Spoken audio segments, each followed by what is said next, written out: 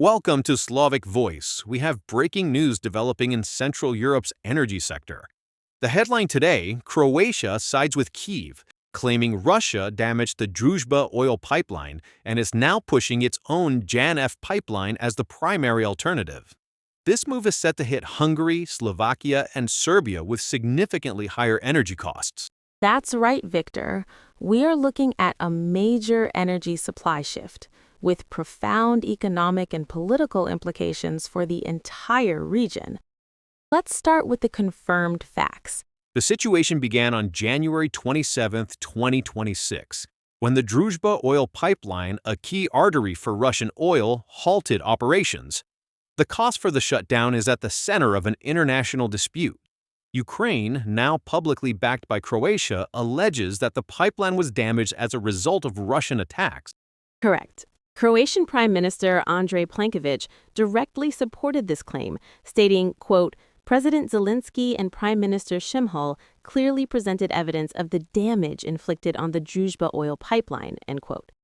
This narrative is strongly contested by Hungary, which counters with its own satellite evidence suggesting the pipeline is intact, labeling the situation as blackmail. Amid this dispute, Croatia has stepped forward to offer its own infrastructure, the JANAF pipeline, also known as the Adria pipeline. Prime Minister Plenković has officially positioned JANAF as the primary supply route for Hungary, Slovakia, and Serbia, stating it's reliable and operating at full capacity. The JANAF system transports seaborne oil inland from the Adriatic coast. Its capacity is sufficient to cover the needs of Hungary, Slovakia, and Serbia, but the critical issue for these landlocked nations is the cost. And that cost is substantial. The switch from relatively cheap Russian pipeline oil to seaborne crude imported via Croatia introduces far higher transit and logistics fees. According to regional energy firms MOL and Slovnaft, the total cost is projected to be 3 to 5 times higher than the Druzhba route. This creates immediate and severe economic pressure.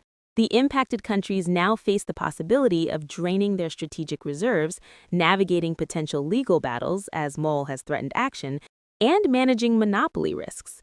This is all happening under existing EU pressure to diversify away from Russian energy, a combination that's expected to spike regional prices.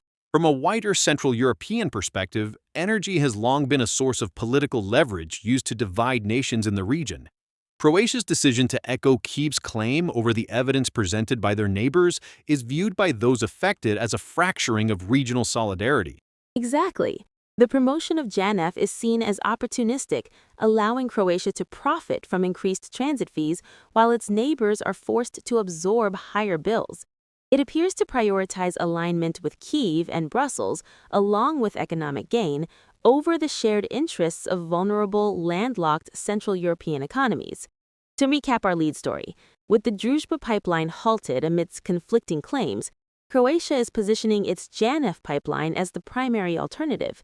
This is creating a new and challenging energy reality for Hungary, Slovakia, and Serbia, who now face significantly higher costs and a forced rapid shift in their energy supply chain. This remains a critical and developing story impacting regional stability and energy security. We will continue to follow all developments. For Slavic Voice, I'm Victor. And I'm Mila. Thank you for listening.